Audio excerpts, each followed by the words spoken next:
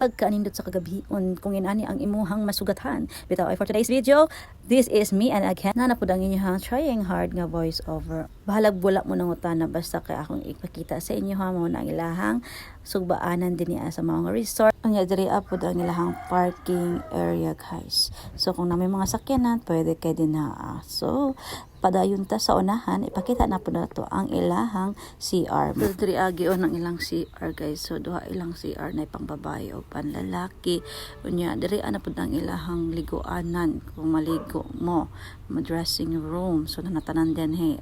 So padayon ta sa unahan mo, ipakita na po na to ang ilahang mga rooms. So muna ilang mga rooms, pwede mo da mag-overnight, diba dagko kay ilang mga rooms o affordable ra pod. Nya pag matanim mo sa kabuntagon mo ni ang mo bungad sa imuhang morning ang sunrise.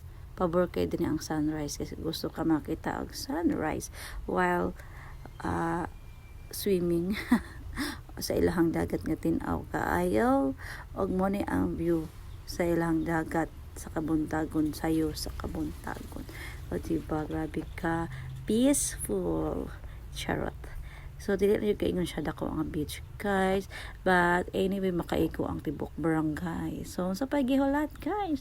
So, nindot kay, diba, amazing maka-relax sa mga na-stress diyang dapesa. Pwede kay mo din makita ninyo ang ilahang sun nga sang pinuha o puti. Charot. Bitaw, gusto kag tinaw puti nga sana ara diri sa Samar Island Garden City. Og napuday sila mini zoo dining dapitas to ara.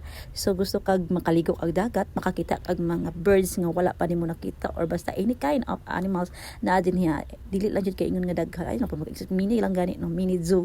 So mao na to in one na imuhang ma-experience din niya sa ilahang resort nga good for 150. So asa ka mangita ng 150 guys na makaligo na kag dagat o makakita na ka sa ilang mga amazing birds and animals. Basta kay mo lang sana akong ipakita nga mga animals guys sa sunod video ato nang ipakita ang tanan nila nga animals. Sharing bitaw guys. Also see you on next video. Please like and share. Thank you for watching.